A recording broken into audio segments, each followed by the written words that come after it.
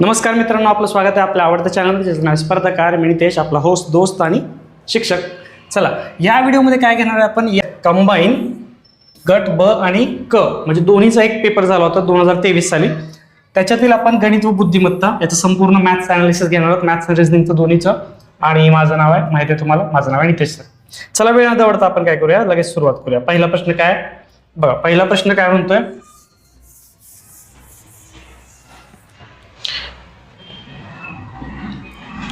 पहिला प्रश्न आहे, वर्तुळाचे क्षेत्रफळ क्ष चौरस सेंटीमीटर असेल आणि त्याच वर्तुळाचा परिघ क्ष सेंटीमीटर असेल तर खालीलपैकी त्या वर्तुळाची त्रिज्या किती होईल. म्हणजे काय दिलंय, समजा एक वर्तुळ आहे, वर्तुळाचं काय क्षेत्रफळ, वर्तुळाचं क्षेत्रफळ त्यांनी काय दिलंय, मग क्ष म्हणजे आपण एक्स मानूया, बरोबर. हे काय सेंटीमीटर स्क्वेअर म्हणजे चौरस सेंटीमीटर. तसंच परिघ, परिघ काय दिले त्यांनी, परिघ सुद्धा त्यांनी एक्स सेंटीमीटर दिलेला आहे. आता वर्तुळ आहे, वर्तुळाचा क्षेत्रफळाचा फॉर्म्युला काय मित्रांनो, पाय आर स्क्वेअर, आणि वर्तुळाचा परिघ याचा फॉर्म्युला काय, 2 पाय आर. म्हणजे सोडवायचं कसं मित्रांनो, काय करायचं, या दोघांचं गुणोत्तर घ्यायचं, म्हणजे दोघांना आपण भागाकार करून घेऊया. म्हणजे एक्स भागिले एक्स बरोबर पाय आर स्क्वेअर भागिले 2 पाय आर, असं आपलं एक समीकरण तयार होईल, बरोबर. एक्स ला एक्स काय होईल, कॅन्सल होईल, पायला पाय कॅन्सल होईल, आर ला आर कॅन्सल होईल. उरलं काय मित्रांनो बघा, एक बरोबर इथलं आर चा वर्ग होता की नाही, त्यातील एक आर कॅन्सल झालं, एक आर उरलं भागिले, आणि इथं खालती फक्त 2 उरलं, म्हणजे आर बरोबर आलं 2 सेंटीमीटर.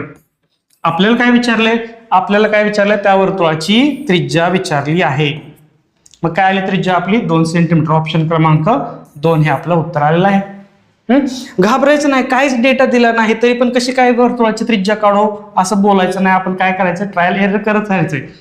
वर्तुळाचं क्षेत्रफळ दिलेलं आहे, वर्तुळाचा परिघ दिलेला आहे, त्याचा फॉर्म्युलाचा, त्याच्या सूत्रांचा वापर करून आपण काय करू शकतो, आपण रेडियस म्हणजे त्रिज्या आपण काढू शकतो. ऑप्शन क्रमांक 2 हे उत्तर आलेलं आहे. समजतंय, जायचं पुढे. चला, पुढचा प्रश्न घेऊया. बघा, पुढचा प्रश्न काय म्हणतोय, पुढचा प्रश्न म्हणतोय, एका दुकानदाराने 15 शर्ट 2340 रुपयाने विकल्यास 60 रुपये तोटा होतो, तर प्रत्येक शर्टाची खरेदी किंमत किती. बघा, आता 15 शर्ट होते, किती रुपयाला विकले होते, किती रुपयाने विकले, 2340 असता 60 रुपये तोटा झाला. आपण 60 रुपये तोटा झालेला की नाही, ह्यात परत ऍड करून टाकू. मग किती झालं, 2340 आणि 60 रुपये किती झाले, 2400 रुपये झाले. याच्यानंतर हे 2400 रुपये आणि शर्ट किती आहेत आपल्याकडे आहेत 15 शर्ट. आपण भाग देऊ, 15 एके 15, 15 एके 15, 9 उरलं, 15 सखे 90 आणि 0, म्हणजे प्रत्येक शर्ट मला किती खरेदी झाली असती प्रत्येक शर्टाची, तर 160 रुपयांनी खरेदी झाली. ऑप्शन क्रमांक 2 हे आपलं उत्तर आलेलं आहे. 160 रुपयाचा खरेदीचा शर्ट आहे, तरी सुद्धा विक्री करताना काय केले, 60 रुपये तोटा झाला, तो मी ऍड केला 2400 रुपयाला, 24 भागिले 15, कारण की मला प्रत्येक शर्टाची किंमत काढायची होती, म्हणून मी भाग दिला 15 ने, उत्तर आले माझे 160. ऑप्शन क्रमांक 2. सोपा प्रश्न, काही सुद्धा टेन्शन घ्यायचं नाही, सोपे प्रश्न आहेत, खूप छान. आपल्याला तिथपर्यंत जायचंय, 20 प्रश्न आहेत, 20 प्रश्नांपर्यंत आपला स्टॅमिना आपल्याला टिकवून ठेवायचं. ओके, समजतंय, समजायलाच पाहिजे मित्रांनो. चला, पुढचा प्रश्न घेऊया. बघा मित्रांनो, पुढचा प्रश्न काय म्हटलंय, 0.1 गुणिले 0.1 गुणिले 0.1 प्लस 0.02 0.02 0.02 भागिले 0.2 गुणिले 0.2 गुणिले 0.2 आणि 0.004 0.04 0.04 हे दिले, याची किंमत काढायची. आता मी काय करतो मित्रांनो, बघा, ए बरोबर मी 0.1 मानतो, हे आहे की नाही, एवढं लिहायचं नाही प्रत्येक वेळेस आपल्याला. आणि काय केलं मग 2a काय होईल, 2a म्हणजे गुणिले 2 म्हणजे 0.2 होईल, बरोबर. त्याचप्रमाणे बी आहे की नाही, त्याला मी काय करतो 0.02 मानतो, आणि 2b काय होईल, मग 2b होईल 0.04. आता a 2a b आणि 2b या सगळ्या किमती मी इथं ठेवून टाकतो. मग काय होईल बघा, a गुणिले a अधिक काय होईल 0.02 काय मानले b, मग b गुणिले b भागिले खालती काय होईल मित्रांनो 2, हे बघा 2a आहे की नाही, 2a गुणिले 2a अधिक परत काय होईल 2b गुणिले 2b. वरचं काय झालं, 3दा गुणाकार आहे एचा, मग मी काय होईल एचा घन, तसंच काय होईल बीचा घन, बीचा 3दा गुणाकार भागिले बघा 2 गुणिले 2 गुणिले 2 किती येते मित्रांनो 8, आणि हा ए गुणिले ए एचा क्यूब. त्याचप्रमाणे 2 गुणिले 2 गुणिले 2 8 येईल, आणि बी बी बी 3 वेळेस आहे म्हणून बीचा क्यूब येईल. मग इथं खाली काय होईल 8 एचा क्यूब अधिक 8 बीचा क्यूब. मग बरोबर काय होईल एचा क्यूब अधिक बीचा क्यूब. आता याच्यातून मी 8 कॉमन काढतो, इथं पण 8 आहे, इथं पण 8 आहे, तर 8 कॉमन काढल्यावर काय होईल एचा क्यूब अधिक बीचा क्यूब. आता वरती सुद्धा तेच आहे कंस, खालती सुद्धा तेच कंस आहे, म्हणून तो एकमेकांना कॅन्सल करेल आणि 1/8 हे उत्तर येईल. आता 1/8 असं उत्तर आहे का नाही, मग आपल्याला परत भाग द्यावा लागेल. 0.8 1 8 2 उरले 8 2 16 4 उरले 8 5 40 म्हणजे 0.125 हे आपलं उत्तर आहे ऑप्शन क्रमांक 2. हे करत बसाल ना तर तुम्हाला दशांश चिन्हाचा घोळ होईल, दशांश चिन्ह कन्फ्यूज होईल. त्यामुळे अशा पद्धतीने जर केलं तर एकदम सुखरूपपणे आपल्याला ते गणित सोडवता येते, कारण की परत लिहायची गरजच नाही प्रत्येक वेळेस हे करायचं, इथंच करायचं. आता हेच तुम्हाला समजून सांगण्याच्या उद्देशाने एवढं लिहिले. मी काय करणार, मी इथंच ए क्यूब लिहिणार, इथंच बी क्यूब लिहिणार, इथं परत काय होणार 8 बी क्यूब येईल, इथं 8 ए क्यूब येईल, 8 8 कॅन्सल होईल, सॉरी ए क्यूब एक बी क्यूब, ए क्यूब बी क्यूब कॅन्सल होईल, 1/8 झालं माझं इथंच उत्तर. पण असं समजून घ्या, कन्सेप्ट समजून घ्या, प्रोसेस समजून घ्या. आपल्याला हे जमलं की आपल्याला हे जमायला किती वेळ लागणार नाही मित्रांनो, कॅन्सल करायचं हे लक्षात येतं आपल्याला. समजलं. ऑप्शन क्रमांक 2 0.125. बघा मित्रांनो समजून घ्या, वयवारीचा प्रश्न आहे. काय म्हणतात, 3 व्यक्ती आजच्या वयांची बेरीज 72 आहे, 7 वर्षापूर्वी त्यांच्या वयांचे गुणोत्तर 4:6:7 आहे. बघा 7 वर्षापूर्वी किती गुणोत्तर होतं 4:6:7 बरोबर. समानपट x मानली काय होईल, वय त्यांची 4x 6x आणि 7x. जर मला आजचं वय काढायचं असेल, आजचे वय, तर मित्रांनो हे 7 वर्षापूर्वी होतं, आजचं वय काढताना मला 7 ऍड करावं लागेल, म्हणजे हे वय काय होईल 4x अधिक 7 6x अधिक 7 आणि 7x अधिक 7. पटतंय का. आणि यांची बेरीज दिली आहे मित्रांनो, 3 व्यक्तींच्या आजच्या वयांची बेरीज काय 72. मग मी काय करतो, ह्या बेरीज करतो सगळ्यांची. मग काय येते बेरीज 4x 6x आणि 7x किती आहे 4 आणि 6 10 आणि 7 17x अधिक 7 2 14 7 3 21 बरोबर 72 आलं. 17x बघा 72 मधून 21 गेले किती येते 2 1 1 7 2 5 51 आलं. x बरोबर किती झालं 51 भागिले 17 17 1 17 17 3 51 उत्तराला 3. x ची किंमत आली मित्रांनो 3. पण मला विचारले काय आजचं वय, मग आजचं वय काय होतं मित्रांनो, बघा हे आजचं वय होतं 4x अधिक 7 6x अधिक 7 7x अधिक 7 घ्या कुठल्या तरी एकात ठेवा, याच्यात ठेवा आपण x बरोबर 3 ठेवा, 3 चौक 12 अधिक 7 किती झालं 12 7 19 19 ऑप्शन एकच आहे बघा, ऑप्शन क्रमांक 3 हे 19 सुरुवातीला एकच ठिकाणी आहे. तरी पण आपण काय करूया बाकीचे दोन सुद्धा चेक करूया. बघा 6x अधिक 7 काय येते 3x ची किंमत आहे की नाही 6 3 18 18 आणि 7 काय झालं मित्रांनो 25 आहे का आहे. परत काय शेवटचं 7x अधिक 7 7x अधिक 7 बरोबर 7 1 21 अधिक 7 21 आणि 7 28 ऑप्शन क्रमांक 3 हे आपलं उत्तर आहे. त्यांचे वय किती असणार आहेत 19 25 28. हे या पद्धतीने केले म्हणजे असं सुद्धा आपण जुगाड लावू शकतो, नाही तर दुसरं असतंच आपलं की 7 वर्षापूर्वी गुणोत्तर 4 6 किंवा आजच्या वयाचे गुणोत्तर देतात की असं कसंही येऊ द्या तुम्ही त्या पद्धतीने हे ठेवा. 7 वर्षापूर्वी दिलं तर हे ठेवा ऍड करा 7 आणि अशा पद्धतीने सोडवा. दोन्ही पद्धतीने करता येते, तुम्हाला जी पद्धत योग्य वाटते ती करा किंवा ज्या पद्धतीने तुमची प्रॅक्टिस आहे त्या पद्धतीने करा, नो प्रॉब्लेम. याचं उत्तर आहे ऑप्शन क्रमांक 3 19 25 आणि 28. जायचं पुढे. चला पुढचा प्रश्न घेऊया.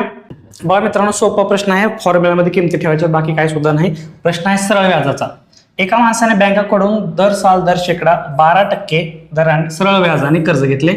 3 वर्षानंतर त्याने रुपये 5400 सरळ व्याज फेडले तर त्याने घेतलेल्या कर्जाची रक्कम किती. बघा जेव्हा सरळ व्याज असतो तेव्हा फॉर्म्युला आपल्या लक्षात ठेवायचा आहे.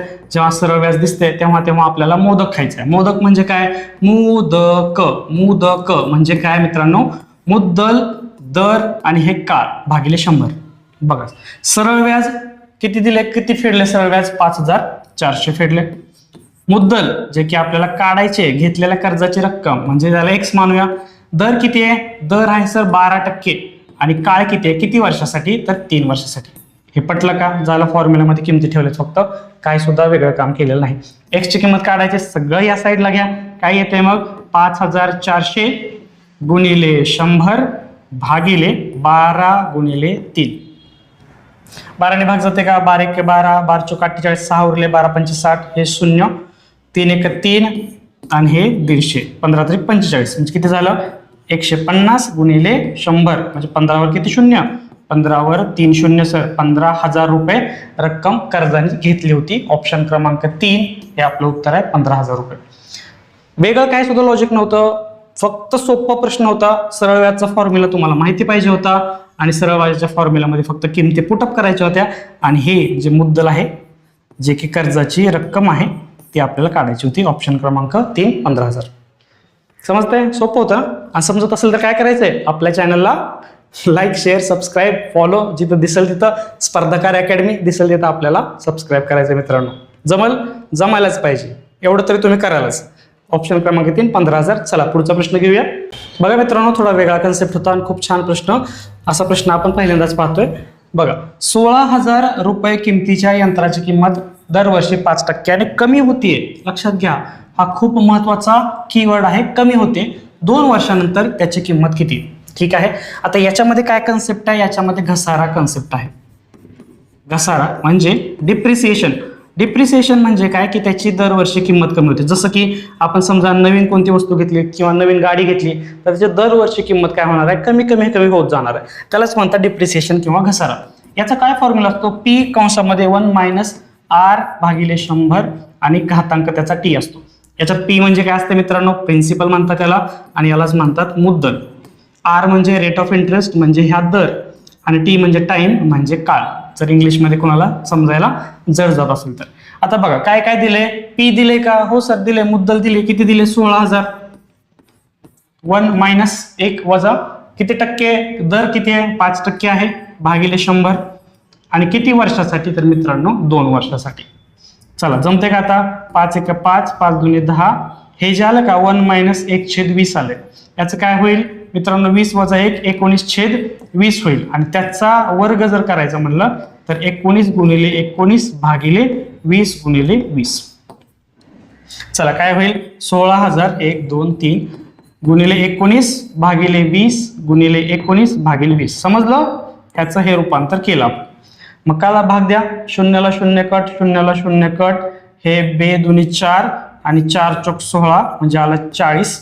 19चा वर्ग किती? 19 गुणिले 19 वर्ग किती? 361. चला 4 ने गुणा. 4 1 4, 4 सख 24, हातचा आला 2, 4 3 12 2 14 आणि 0 आहे तसं उत्तर आलं 14,440. ऑप्शन क्रमांक 3 हे आपलं उत्तर आहे. ओ चल, आम्हाला फॉर्म्युलात माहित नाही तर कसं करायचं? फॉर्म्युला माहित नाही ना तरी आपण काढू शकतो. बघा हा फॉर्म्युला आहे, लक्षात ठेवायचा आहे. लक्षात ठेवायचं म्हणजे गणितामध्ये अशा खूप सारे कमीच फॅक्ट आहेत की लक्षात ठेवायचे. कमी फॉर्म्युला लक्षात ठेवायचे. विदाउट फॉर्म्युला पण उत्तर काढू शकतो, नो प्रॉब्लेम. फक्त कन्सेप्ट आपला क्लिअर पाहिजे. कसं? बघा आता मी हा विदाउट फॉर्म्युला उत्तर काढायचं आपल्याला, तर कसं काढूया? ठीक आहे सर, विदाउट फॉर्म्युला काढून दाखवा. काढून दाखवतो. 16,000 आहे की नाही? पहिल्या वर्षी फर्स्ट इयरला पहिल्या वर्षी काय तर 5% कमी होते. मग ह्या 16,000ला जर मी 100% रक्कम पकडली आणि त्यात 5% कमी होते तर उरली किती? 95% उरली. 95% उरली कशाच्या? ह्या 16,000च्या गुणिले 16,000. चला करा. 100ला 2 शून्य कट होते आणि 160 गुणिले 95 येते. मी गुणाकार करणार नाही, इथेच आहे तसंच ठेवायचं. परत दुसऱ्या वर्षी काय होते? सेकंड इयरला परत 5% कमी होते. 5% कमी म्हणजे परत 95% येणार. बरोबर? 95% कशाच्या? आता ह्या रकमेच्या. 95% 160 गुणिले 95. ठीक आहे. आता काय करूया? 0 0 कट करूया. अजून काय राहतंय का? आता नाही, आता आपल्याला गुणाकारच करावा लागेल. ह्या 95 16 आणि 95. 95चा गुणाकार करायचा आहे. 5 शेवटी आहे. 5 5 25 आणि 9 नंतर 10 असते. 9 गुणिले 10 9 10 90. हे माहिती आहे ना आपल्याला? 95चा वर्ग काढायची पद्धत. 5 5 25 आणि 9 नंतरचा जो नंबर असतो क्रमवार नैसर्गिक संख्या 9 नंतर 10 असते. त्या दोघांचा गुणाकार केला की मला 90 25 मिळते. हे झालं 90 25, हे झालं 90 25. मग आता ह्याला कितीने गुणायचं? मला 16 ने गुणायचं. चला 16 ने गुणूया. 16 1 16 16 32 16 16 85, 8 आलं, 16 2 32 आणि 8 40, 4 आलं, 16 0 0 हे 4 घ्यायचं, 16 9 44. मग किती आलंय? 1,44,400 आलं की नाही? पण हे 10 राहिले ना भागायचं, आणि 10 ने भागलं, 1 0 कट होतंय, उत्तर येते 14,400.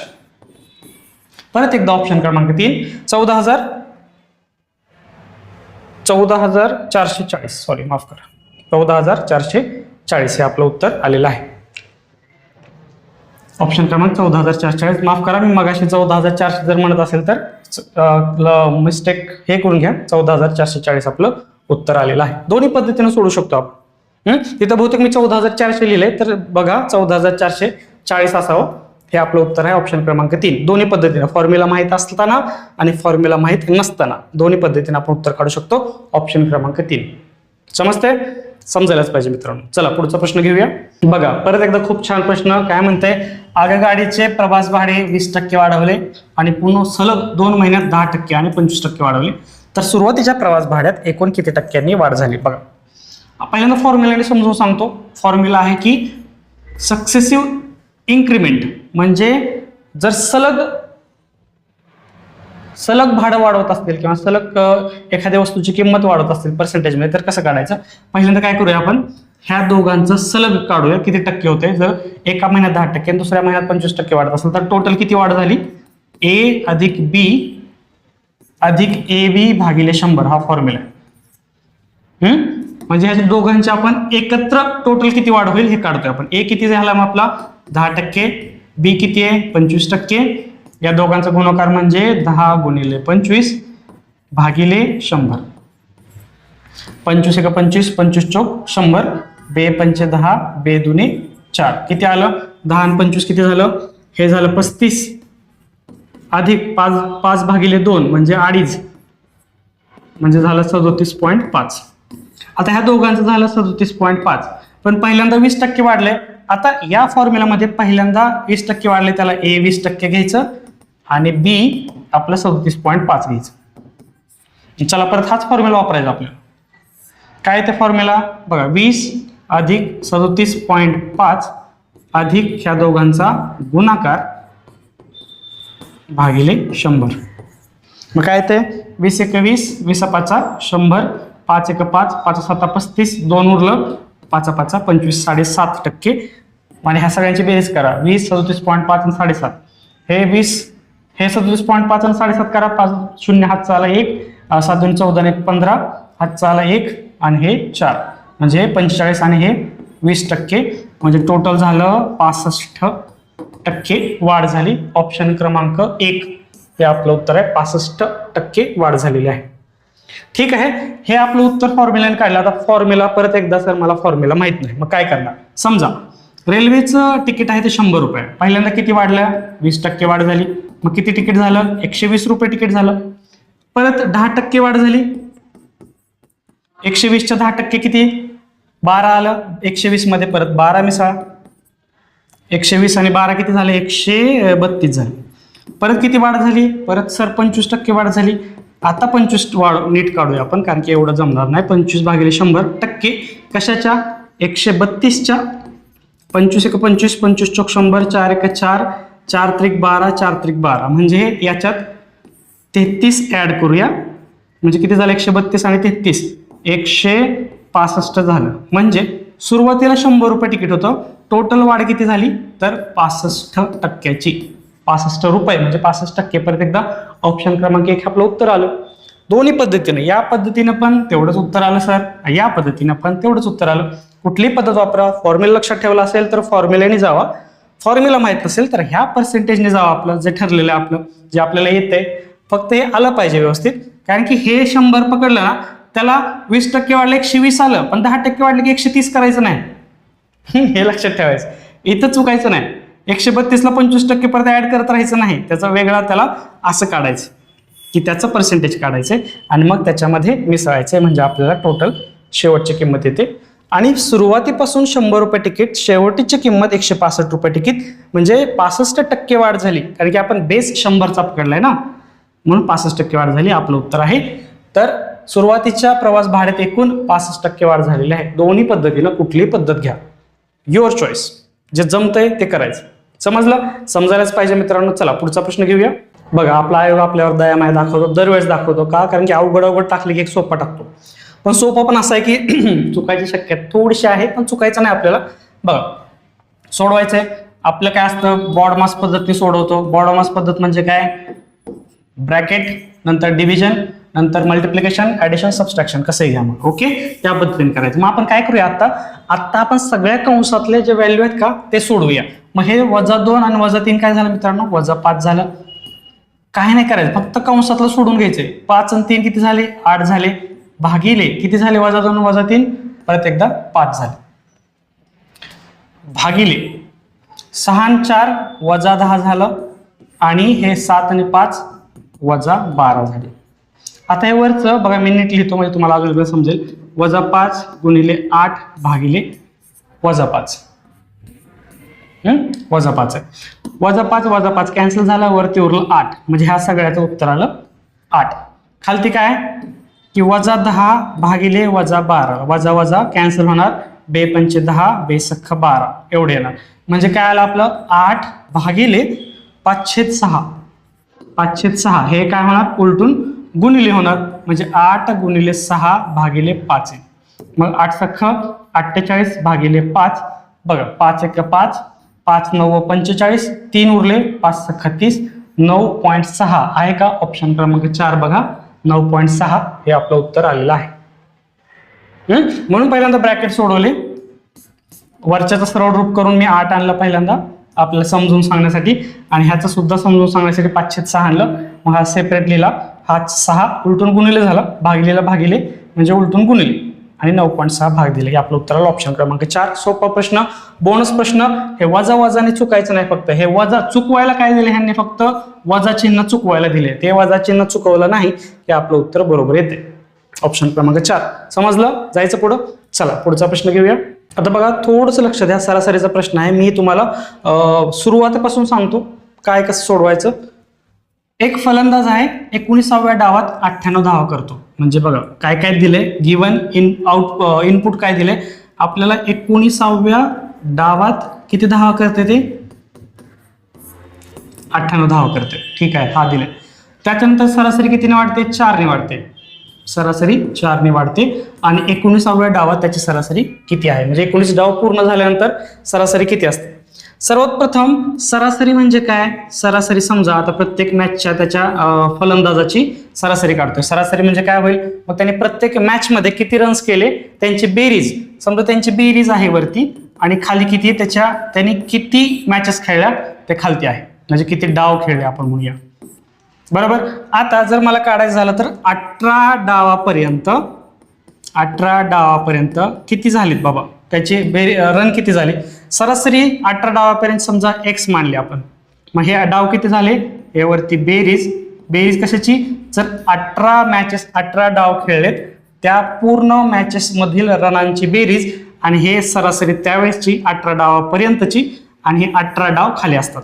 मग बेरीज किती झाले मित्रांनो, बेरीज म्हणजे 18 डावापर्यंत डाव बेरीज लिहितो मी. किती झाले मग, हे 18 इकडे जाणार, हे झालं 18x. हे लक्षात ठेवा. आता त्यावेळेस सरासरी होती x आणि बेरीज झाली 18x. आता 19 डावापर्यंत. आता 19 डाव झाले, 19 डावाची सरासरी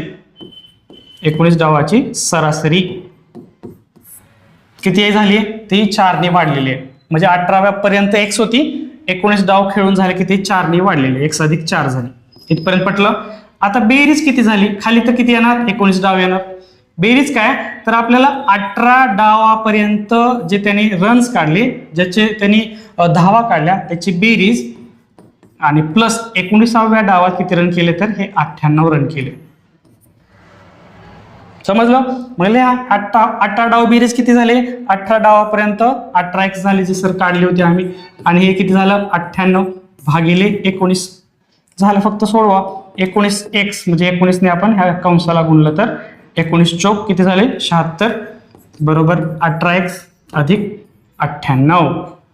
मग किती झालं 19, हे 18 इकडे घ्या, 19 मधून 18 गेले, x उरलं, आणि 98 मधून 76 गेले. किती उरले बघा, 98 मधून 76 गेले, 8 8 6 गेले 2, आणि 9 7 गेले 2.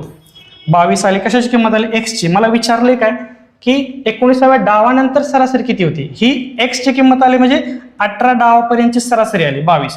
पण 19 डावाची सरासरी किती होती? x अधिक 4. x अधिक 4 म्हणजे आलं 22 अधिक 4 26. ही आपली 19 डावानंतर सरासरी होती 26. ऑप्शन क्रमांक 4 हे आपलं उत्तर आलेलं आहे. 19 डावात सरासरी हा 26. मग आता दिसायला लय दिसते, पण मी तुम्हाला समजावून म्हणून असं पूर्णतः लिहिलेलं आहे, कन्सेप्ट समजून सांगावं म्हणून लिहिलेलं आहे. हे आपण व्यवस्थित करू शकतो. 1, 2 ते 3 स्टेप्स मध्ये त्याचं उत्तर आणू शकतो की ह्याचं उत्तर 26 आहे म्हणून. समजून सांगण्यासाठी एवढं मोठं लिहिलेलं आहे. आय होप समजलं असेल. समजलंय का? समजायलाच पाहिजे मित्रांनो. समजलं असेल तर काय करायचंय? आपल्या चॅनलला लाईक, फॉलो, शेअर, सबस्क्राईब करायचं. कुठला चॅनल आहे आपला? स्पर्धाकार अकॅडमी. जायचं पुढे. चला पुढचा प्रश्न घेऊ. बघा मित्रांनो, प्रश्न काय? प्रश्न म्हणते की एका वर्तुळाचे क्षेत्रफळ हे 3 सेंटीमीटर, 4 सेंटीमीटर आणि 12 सेंटीमीटर त्रिज्या असणाऱ्या 3 वर्तुळांच्या क्षेत्रफळाच्या बेरजे इतके आहे. म्हणजे एक वर्तुळ आहे, ह्याचं क्षेत्रफळ 3 सेंटीमीटर, 4 सेंटीमीटर आणि 12 सेंटीमीटर या वर्तुळांचं जे क्षेत्रफळ आहे तेवढं याचं आहे.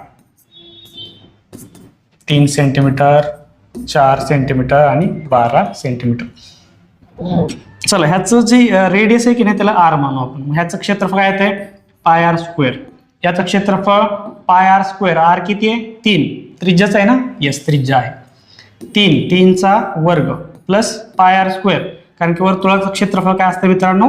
पाय आर स्क्वेअर. आर म्हणजे त्याची रेडियस, त्रिज्या, आणि हे रेडियस त्यांनी दिलेली आहे 3, 4, 12. 3, 4, 12. मग इथं 4चा वर्ग अधिक परत काय येणार? पाय 12चा वर्ग. बरोबर. याच्या सगळ्यातून पाय कॉमन जर काढला तर काय येते? 3चा वर्ग किती? 9. 4चा वर्ग 16. 12चा वर्ग 144. पाय पाय झाला कट.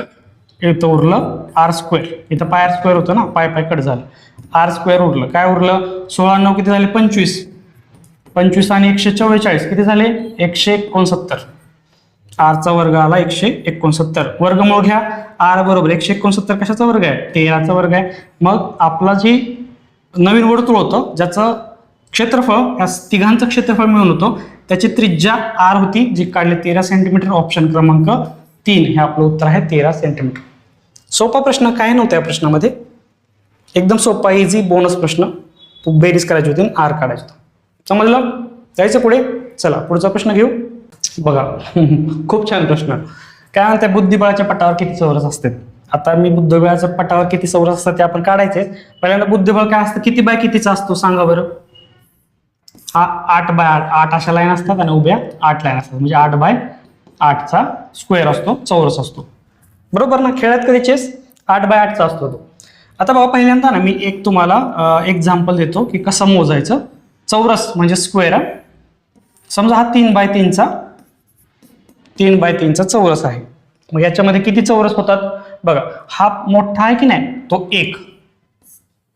परत छोटे बघा, हा 1. कलर दुसरा घेतो मी समजेल तुम्हाला. बघा हा 1 झाला, नंतर हा 2, नंतर हा 3 आणि नंतर हा 4. म्हणजे 4 झाले. ओके. आणि शेवटी सगळ्यात हे प्रत्येक जे मोजले की नाही, हे प्रत्येक मोजले ते झाले 9. म्हणजे 3 बाय 3चा होता घन पूर्ण, म्हणजे 3 बाय 3चा आपला पॅटर्न होता. तर काय आलं बघा, 1चा वर्ग, 2चा वर्ग, 3चा वर्ग आणि टोटल जे स्क्वेअर आहे, टोटल चौरस आहे किती आले? 9 4 13 आणि 1 14. हे आले 14. आता बघा 1चा वर्ग, 2चा वर्ग, 3चा वर्ग. आता हे जर काय झालं, क्रमवार नैसर्गिक संख्यांच्या वर्गांची बेरीज झाली. बरोबर. 1 2 3. आता क्रमवार नैसर्गिक संख्यांच्या वर्गांची बेरीजचा काय फॉर्म्युला आहे? n+1 2n+1 भागिले किती मित्रांनो? भागिले 6. काय ते बघा, n म्हणजे काय? n ही शेवटची संख्या. किती झाली? 3 गुणिले 3 अधिक 1 4 गुणिले हे काय झालं? 3 2 6 आणि 1 7 भागिले 6. मग किती झालं? 3 1 3 3 2 6 2 1 2 2 2 4 उरलं किती? 2 गुणिले 7 बरोबर 14. अरे वा सर 14 आलं. हे सुद्धा 14 आलं, ते सुद्धा 14 आलं. म्हणजे याच्यावरनं आपला एक कन्सेप्ट क्लिअर झाला. काय झाला की जेव्हा 3 बाय 3चा आपल्याला चौरस म्हणजे बुद्धिबळाचा पट किंवा असा पॅटर्न देतील आपल्याला, 3 बाय 3 असो किती असो, मग ते काढताना कसं काढणार? समजा 3 बाय 3 आहे, मग 3 बाय 3 काय करणार मी? 1चा वर्ग, 2चा वर्ग, 3चा वर्ग ह्या सगळ्यांची बेरीज करणार.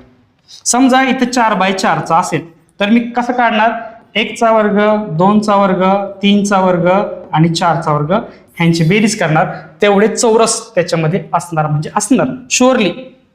मग बघा आपण दोन्ही वेळेस म्हणजे दोन्ही साईडने प्रूव्ह केलं, हे 14 आलं, हे सुद्धा 14 आलं. म्हणजे आपल्याला एक कन्सेप्ट क्लिअर झालेला आहे की कसं काढता येईल. बरोबर. आता मी काय करणार, आता 8/8, आता आपल्या मूळ प्रश्नाकडे येऊया. बुद्धिबळाचा प्रश्न आहे, 8/8चा आहे. मग याचं मी काय करायला पाहिजे, कशा प्रकारचे वर्ग ऍड करणार, 1चा वर्ग, 2चा वर्ग, 3चा वर्ग, 4चा वर्ग, 5चा वर्ग, 6चा वर्ग, 7चा वर्ग आणि 8चा वर्ग. ह्या सगळ्यांच्या वर्गांची बेरीज जर केली तर मला बुद्धिबळाच्या पटावरती किती चौरस असतात हे कळणार. 1, 4, 9, 16, 25, 36, 49 आणि 64 ह्यांची बेरीज करा तुम्ही. सगळ्यांची किती येते ते मला सांगा. ह्यांची बेरीज येते मित्रांनो 204. 204 बेरीज येते. परत एकदा फॉर्म्युला आपला काय, तर क्रमवार नैसर्गिक संख्यांच्या वर्गांची बेरीज किती येते, n कंसामध्ये n+1 कंसामध्ये 2n+1 आणि भागिले 6. आता n काय, n आपला इथं 8 आहे, शेवटची संख्या 8 गुणिले n+1 म्हणजे 8 अधिक 1 9 गुणिले n 8 आहे, 8 2 16 आणि 1 17 भागिले 6. 3 त्रिक 9, 3 2 6, बे 1 बे, बे चौक 8, उरलं काय 4 गुणिले 3 गुणिले 17, 17 त्रिक 51, सॉरी 4 गुणिले 51, 4 1 4, 4 5 20, आलं की नाही 204. जे की 204 आलंय, ऑप्शन क्रमांक 2 हे आपलं उत्तर आहे 204. आता तुम्ही कधीच विसरणार नाही हा कन्सेप्ट, लक्षात घ्या. फॉर्म्युला माहित असेल तर उत्तम, नसेल तर अतिउत्तम. हे वर्गांची फक्त बेरीज करायची. वर्ग फास्ट करा ना. 5 5 5 9 14, 14 16 30, 30 32, 30 आणि 25 किती झाले 55, 55 36. थोडंसं स्लो झालं. 55 36 किती झाले 55, 88 6 91, 91 नंतर काय झालं, हे 9 4 13, आजचा आला 1 आणि हे 11. बघा 4 आणि 11 9 20, 204. ऑप्शन क्रमांक 3. बेरीज केली तरी आपल्याला तेवढाच वेळ लागणार आहे, हे केलं तरी वेळ लागणार आहे. फॉर्म्युला लक्षात ठेवा, राहिला पण ठेवा, कारण की हा महत्वाचा आहे. कारण क्रमवार नैसर्गिक संख्यांच्या वर्गांची बेरीज, क्रमवार नैसर्गिक संख्यांच्या घनाची बेरीज, क्रमवार समसंख्यांची बेरीज, विषम संख्यांची बेरीज आणि क्रमवार नैसर्गिक संख्यांची बेरीज हे आपल्याला पाठ पाहिजे, माहिती पाहिजे. हे 100% आहे, शुअर आहे. याच्यामध्ये कुठलीच पळवाट नाही मित्रांनो, ते पाठच पाहिजे आपल्याला. म्हणून हा पाठ करणारच आपला फॉर्म्युला आणि त्याच्यावर हे सुद्धा पूर्णतः सोडवलेलं आहे. 204 उत्तर आहे चेस. आता फॅक्च्युअल डेटा आहे हा. बुद्धिबळाच्या पटावर किती चौरस असतात तुम्ही लक्षातच ठेवायचं, 204 असतात. हे असलं करत बसायला वेळ नाही. हा फॅक्च्युअल डेटा आहे ना, किती असणार आहे 204. पण तुम्हाला मी कन्सेप्ट सुद्धा सांगितलंय, जर बुद्धिबळाचं सोडून जर असं काहीतरी ऑड वगैरे आलं तरी आपण याचं उत्तर काढू शकतो. समजतंय, समजायलाच पाहिजे मित्रांनो. चला पुढचा प्रश्न घेऊया. बघा मित्रांनो, परत सोपा प्रश्न. दिलेल्या श्रेणीतील चुकीचे पद काढा. मग काय दिलेत पद, 15 21 24 30 32 39 51. आता याच्यात काय लॉजिक लागतं हे बघा. प्रत्येक संख्या ना 3च्या पटीत आहेत. म्हणजे काय, 3 5 15, 3 7 21, 3 8 24, 3 10 30. हे 32 पटीत नाही.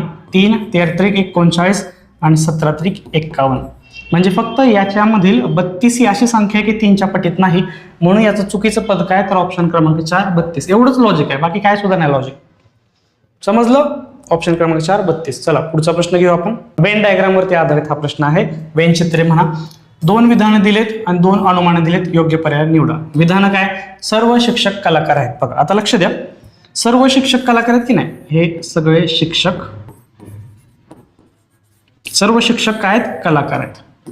आणि ते झालं कलाकार. हे असे डायग्राम येणार. सर्व शिक्षक कलाकारमध्ये काही कलाकार आनंदी राहतात, काही कलाकार आनंदी. आता 3 प्रकारे येऊ शकतो. 3 प्रकारे कसं बघा मी सांगतो. 3 प्रकारे आनंदी आपण लिहू शकतो. समजा इथं आनंदी आहेत, काही भाग, काही कलाकार आनंदी आहेत. हा सर अजून काय येऊ शकतं, अजून येतं की काही कलाकार आनंदी आहेत, थोडं शिक्षक भाग घ्यायचं त्यातला, आणि काही शिक्षक मध्ये पण आनंदी असू शकतात. तिसरं काय, तिसरा सगळे शिक्षक घ्यायचं आणि हे आनंदी इथं बनवायचं असं त्याची डायग्राम. 3 पद्धतीने आपण सांगू शकतो काही कलाकार आनंदी कसं राहतात, या 3 पद्धतीनं. आता अनुमान बघा, सर्व शिक्षक आनंदी राहतात बघा ही डायग्राम 1 नंबर याला नाव देऊ, याला 2 नंबर नाव देऊ, याला 3 नंबर नाव देऊ. याला 1 नंबर झाला, हा 2 नंबर आणि 3 नंबर. सर्व शिक्षक आनंदी राहतात. बघा सर्व शिक्षक जर मी अशी डायग्राम काढली तर बरोबर आहे, आनंदी राहतात. पण शुअर माहित नाही ना हेच आहे म्हणून.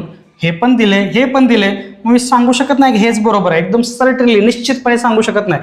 हे काय, हे पण असू शकतं, हे पण असू शकतं, हे पण असू शकतं, म्हणून हे अनुमान चुकीचं आहे. जे आनंदी राहतात ते सर्वच कलाकार आहेत. बघा काही हे तर लिहिले काही कलाकार आनंदी आहेत, हे तर लिहिले जे आनंदी आहेत ते सर्व कलाकार आहेत. म्हणजे याचा अर्थ काय, सर्व कलाकार आनंदी आहेत, काही कलाकार आनंदी आहेत. इथंच हे दोघं एकमेकांना कॉन्फ्लिक्ट करतायत, म्हणजे हे सुद्धा चुकीचं झालं. आणि मग आपलं उत्तर काय, तर दोन्ही असत्य. ऑप्शन क्रमांक 3 क आणि ड हे दोन्ही असत्य आहेत. हे शक्यता पडताळून बघायची की एकच लिहिले एवढंच लिहिले याच्यावर नाही, हे किती प्रकार येऊ शकतं ते आपल्याला कळलं पाहिजे. त्यावेळेस हे 3 प्रकार येऊ शकतं. काही कलाकार आनंदी आहेत ते 3 प्रकारे आपण दाखवू शकतो, म्हणून आपलं उत्तर आहे क आणि ड हे दोन्ही असत्य आहेत. समजलं? समजायलाच पाहिजे मित्रांनो. अशाच प्रकारे विचार सुद्धा करायचा आपल्याला. चला पुढचा प्रश्न घेऊया. पहा मित्रांनो, आपण काय करतोय, एक असतो ऑर्थोडॉक्स मार्ग, म्हणजे त्या मार्गावरनं आपण प्रश्न सोडवू शकतो जे आपल्याला शिकवलेलं आहे. आणि दुसरं काय असतं की स्मार्ट वेज, ज्याने आपला वेळ वाचू शकतो. मग आता आपण काय ठरवतो, आपण जेव्हा एक्सप्लेनेशन घेतो तेव्हा तेच आपण रिपीट नाही करत, आपण थोडं वेगळं पण काहीतरी शिकवण्याचा प्रयत्न करतो. म्हणजे आपण म्हणजे अशा प्रकारचे प्रश्न या अँगलने सुद्धा सुटू शकतात हे सांगतो आपण. बघा आता हा प्रश्न कसा सोडूया आपण वेगळ्या पद्धतीनं. अंकिताच्या आईचे वय तिच्या वयाच्या 2.5 पट आणि तिच्या भावाच्या वयाच्या 4 पट आहे. म्हणजे काय, पहिल्यांदा आपल्याकडे अंकिता आहे, अंकिता नंतर आई आहे आणि नंतर भाऊ आहे. म्हणजे आईचं असं वय आहे की अंकिताच्या 2.5 पट आणि भावाच्या किती झालं, 4 पट झालं. मग आपण काय करूया, भावाला 5 पकडूया, मग आईचं वय भावाच्या किती झालं, 4 पट म्हणजे हे 20. आणि अंकिताचं वय आईचं वय अंकितापेक्षा 2.5 पट आहे, म्हणजे हे त्याला 2.5 झालं तर हे 8 येईल बघा. म्हणजे 8 2 16 आणि ह्याचा निम्मा परत 4 केलं की आपल्याला 20 मिळते. बाकी भाऊचं वय 5 लिहिलं, आईचं वय 20 लिहिलं आणि अंकिताचं वय 8, म्हणजे ह्यांचं गुणोत्तर जर लिहिलं तर 8 20 5 हे असं येऊ शकतं. मग काय, एकूण 66 वर्ष आहे. एकूण 66 वर्ष समानपट करूया. 8x 20x आणि 5x. विचारलं काय, अंकिताच्या भावाच्या 2 वर्षानंतरचे वय. आता बघा 8x झालं, 20x झालं, 5x झालं, बेरीज किती दिले, 66. चला बेरीज करा. 8 आणि 20 28 आणि 5 किती झाले, 33x बरोबर 66. x बरोबर किती झालं, 66 भागिले 33. 1 आणि 2 ने भाग जाईल 2, म्हणजे x ची किंमत काय आली, 2. आता अंकिताच्या भावाचं वय किती झालं, 5x.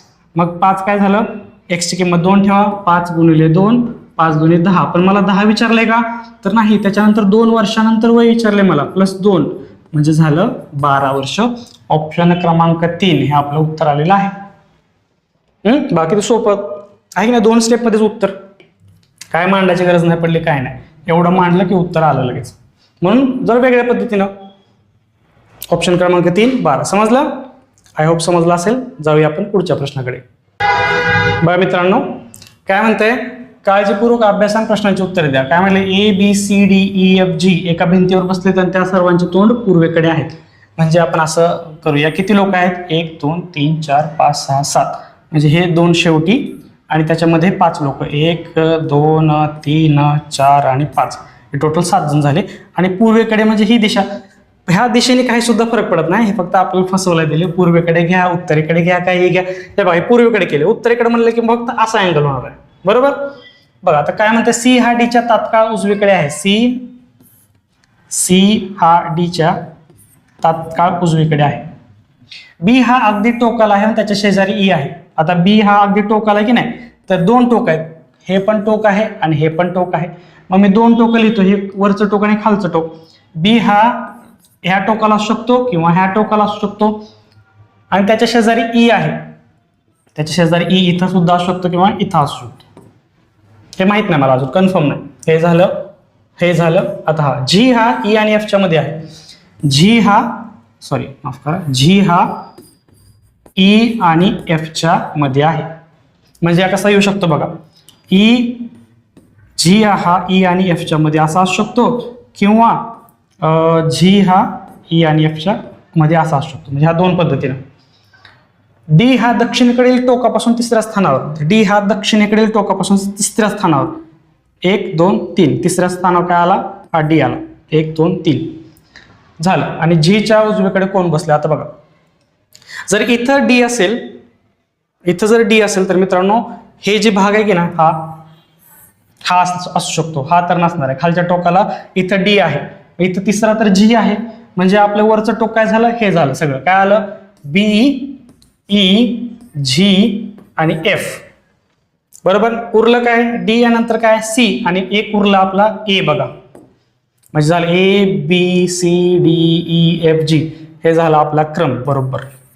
विचारलं काय, जीच्या उजवीकडे कोण बसले, जीच्या उजवीकडे कोण बसले, एफ. ऑप्शन क्रमांक 4 हे आपलं उत्तर आहे. म्हणून 2 पॉसिबिलिटी लक्षात ठेवायच्या, ही सुद्धा येऊ शकते, ही सुद्धा येऊ शकते, पण ही एक पॉसिबिलिटी कॅन्सल कशी काय झाली, ह्या डी मुळे.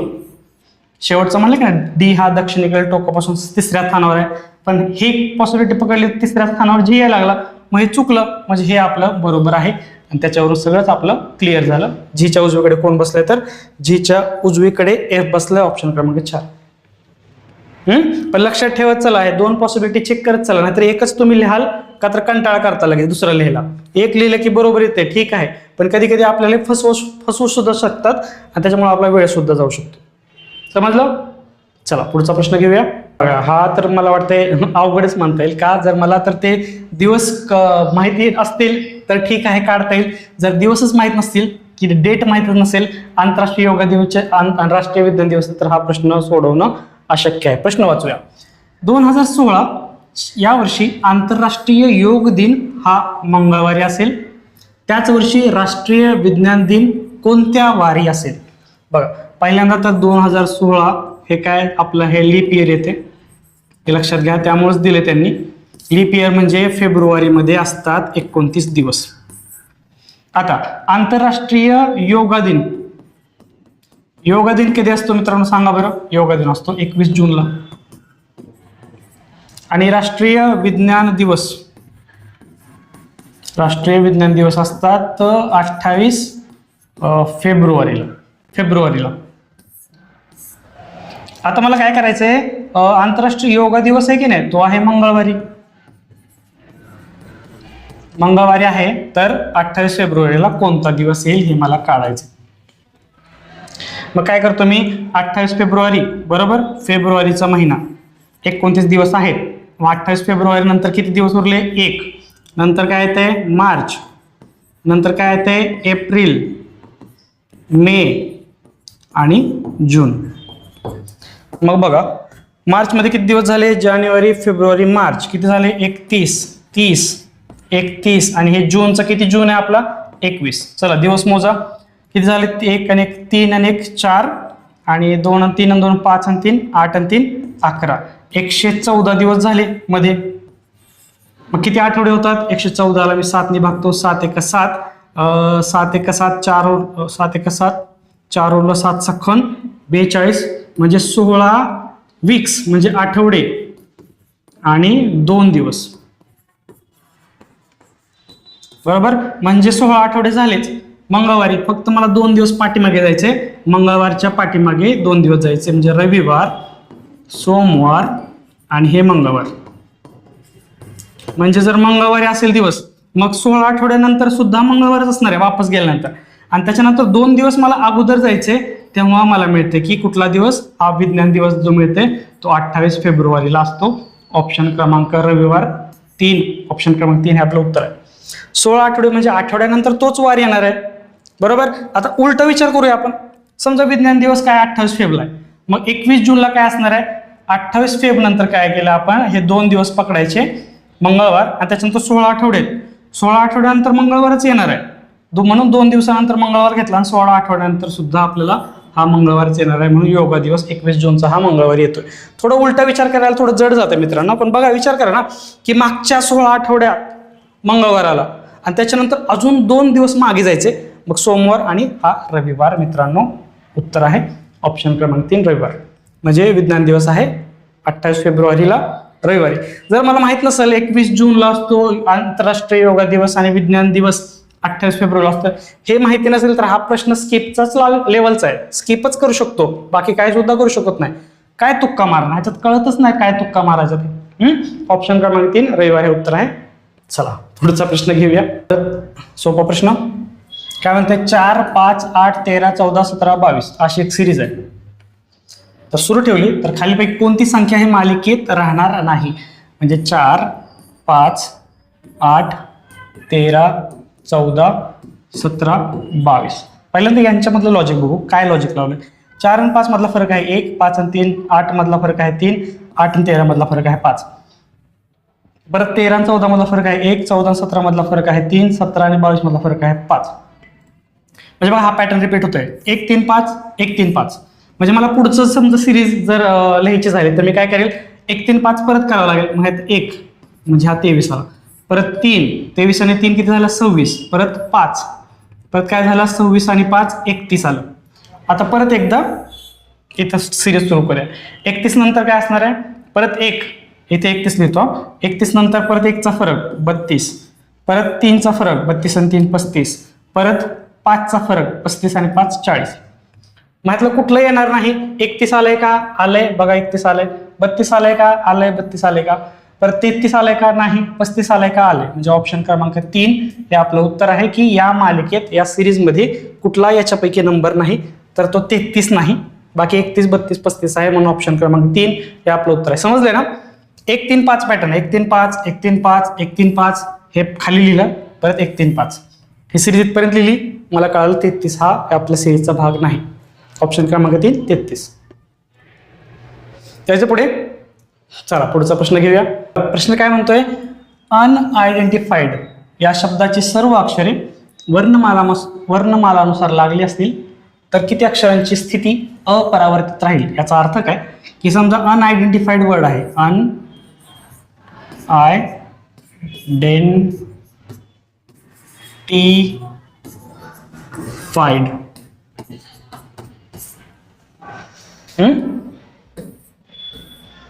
हे जे सगळे वर्ड्स आहेत की नाही अक्षर, हे अल्फाबेटिकली परत एकदा क्रमाने लावायचे, म्हणजे ए पासून झेड पर्यंत. मग बघा ए पासून झेड लावताना सगळ्यात पहिल्यांदा कुठला वर्ड येईल, ए नाही, बी नाही, सी नाही, डी आहे. बघा लिहिलं डी. अजून काय येईल, इथं अजून एक डी आहे, अजून एक डी लिहितो. डी नंतर ई. ई किती वेळेस आहे, 1 आणि 2 वेळेस आहे ई. एफ आहे का, एफ आहे बघा एफ. जी आहे का, जी नाहीये. जी. एच आहे का, एच नाहीये. आय आहे का, आय आहे. किती वेळेस आहे बघा, 1, 2, 3. I I I.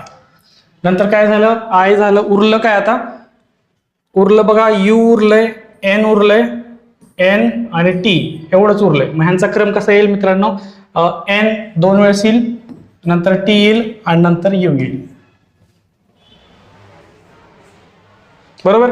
आता हे जे लावलंय की नाही, पहिल्या वर्ड्स मध्ये जी स्थान होतं, जे अक्षर अल्फाबेटचं स्थान होतं, ते दुसऱ्या वेळेस जे क्रमाने लावलेत मी अक्षर, त्या स्थान सेम राहिलं पाहिजे. कुठलं आहे बघा, एकच अक्षर आहे, फक्त आयचं स्थान चेंज झालं नाही. आयला इथं आय झालंय, हे बाकी कुठंच दिसत नाही, सेम सेम आहे बघा. डी नंतर यू आहे, N D I E D E F E N I T I F N I N E T आणि डी यू. म्हणजे फक्त एकच वर्ड असा आहे, एकच अक्षर आहे ज्याची स्थिती अपरावर्तित राहील, जे आहे आय.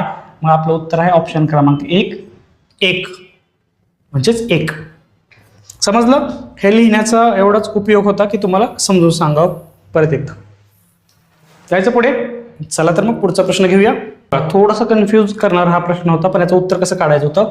सान्वी पूर्वेकडे काही अंतरावर चालत गेली. आता आपल्याला माहित आहे की पूर्व कोणती आहे, ही पूर्व आहे, ही पश्चिम आहे, ही दक्षिण आहे आणि हे उत्तर आहे. सान्वी काय करते, सान्वी पूर्वेकडे काही अंतर चालत जाते, ठीक आहे. नंतर डाव्या बाजूला 90 डिग्रीमध्ये वळते, म्हणजे डाव्या बाजूला 90 डिग्रीमध्ये वळते.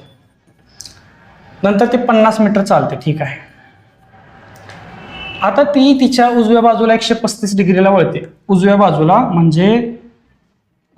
135 म्हणजे हे असं झालं. म्हणजे समजा हे 135 डिग्री उजव्या बाजूला वळते, म्हणजे इकडे चालले आता. आणि 15 मीटर चालते, 15 मीटर चालते. जास्त चालली त्याला आपण कमी चालू. तिच्या डाव्या बाजूला कोणती दिशा निर्देशित करते. डावी बाजू म्हणजे समजा आता ही इकडे असेल सान्वी, हिची उजवी बाजू ही असणार आहे उजवी, आणि ही असणार आहे डावी बाजू. मग याच्याकडे डावी बाजूला कोणती दिशा निर्देशित करते, म्हणजे डाव्या बाजूला कोणती दिशा असणार आहे मित्रांनो बघा. जरा मग क्रम लावला. आग्नेय, दक्षिण, आदन, नैऋत्य, पश्चिम, आदन, वायव्य, उत्तर, ईशान्य आणि पूर्व. म्हणजे ह्याच्या पूर्वेकडे डाव्या हाताला कोणती दिशा असणार आहे तर ईशान्य. ती आता सध्या इथं आहे, डाव्या बाजूला असणार आहे ईशान्य. ऑप्शन क्रमांक 1 हे आपलं उत्तर आलेलं आहे ईशान्य. समजलं की अशा प्रकारचं लॉजिक आहे. ह्याच्या दुसरं वेगळ्या कुठल्याही प्रकारचं लॉजिक लागत नाही. 135 डिग्री असं वळावं लागेल उजव्या हाताला, तेव्हाच आपलं उत्तर बरोबर ठरतं. ऑप्शन क्रमांक 1 हे आपलं उत्तर आहे ईशान्य. समजलं? जायचं पुढे. चला पुढचा प्रश्न घेऊया. चला सोपा प्रश्न. वेन डायग्राम वरती काय म्हणतंय की वेन आकृती आणि 3 शब्दांचे पर्याय दिले, तर वेन आकृती अचूकपणे दाखवा. हे ऑप्शन दिलेत कोणते. ऑप्शन 1 बघा इतिहास, भूगोल, नागरिकशास्त्र. ऑप्शन 2 भारत, आशिया, युरोप. ऑप्शन 3 फुले, सुवासिक, पांढरा. ऑप्शन 4 कप, बशी, चहा. इतिहास, भूगोल, नागरिकशास्त्र याचे जर मला वेन डायग्राम काढायचे झाले तर कशी येणार माहिती आहे का. इतिहास, भूगोल, नागरिकशास्त्र. भारत, आशिया, युरोप हे एक दाखवायचं मला काय करावं लागेल. पहिल्यांदा हा आपला आशिया आहे, त्याच्यामध्ये भारत आहे आणि हा युरोप आहे, अशी डायग्राम येईल. परत चौथा बघा कप, बशी, चहा. हे काय करता येईल. कप, बशी, चहा म्हणजे कप मध्ये आतमध्ये आपला चहा होईल आणि बशी साईडला, असं बी दाखवू शकतो आपण, नो प्रॉब्लेम. पण तिसरा नंबर बघा फुले, सुवासिक, पांढरा. म्हणजे समजा हा मधला आहे तो फुले सुवासिक सुद्धा असू शकतात, बरोबर. आणि फुले ही पांढरी सुद्धा असू शकतात. म्हणजे हे जर झालं तर हे झालं पांढरी फुले, हे झालं तर झालं सुवासिक फुले. म्हणून आपलं ऑप्शन क्रमांक 3 हे आपलं उत्तर बरोबर आहे. फुले, सुवासिक, पांढरा. त्याची वेन डायग्राम जर काढायची झाली, वेन आकृती जर काढायची झाली तर मला मी अशी काढू शकतो. ऑप्शन क्रमांक 3 हे आपलं उत्तर आलेलं आहे. समजलं? अशा प्रकारे आपण हे कंबाईन ग्रुप बी ग्रुप सीचा एकत्रित पेपर झाला होता 2023 साली. त्याचं आपण गणित व बुद्धिमत्ता हे संपूर्ण विश्लेषण केलंय, बेसिक पासून ऍडव्हान्स पर्यंत. हे संपूर्ण 20 प्रश्न वेगवेगळ्या पद्धतीने सोडवून दाखवण्याचा सुद्धा प्रयत्न केलेला आहे. एक त्याच पद्धती आपण घेतलेल्या नाहीत. आपण दरवेळेस एक वेगवेगळी पद्धत घेऊन येतो. ती शॉर्ट ट्रिक असेल, स्मार्ट ट्रिक असेल किंवा वेगळी पद्धत असेल. फक्त आपल्याला काय करायचं, एक्सप्लोर करायचं, आपल्या पद्धती एक्सप्लोर करायचं, आपला विचार करण्याची पद्धत एक्सप्लोर करायची. ओके, आय होप समजलं असेल. सगळे प्रश्न व्यवस्थित समजलं असेल तर काय करायचं मित्रांनो, आपल्या चॅनलला लाईक, फॉलो, शेअर, सबस्क्राईब, स्पर्धकर अकॅडमीला जिथे तिथे सपोर्ट करायचं मित्रांनो. आणि भेटूया अशाच प्रकारच्या पुढच्या व्हिडिओमध्ये. तब तक टेक केअर, बाय बाय.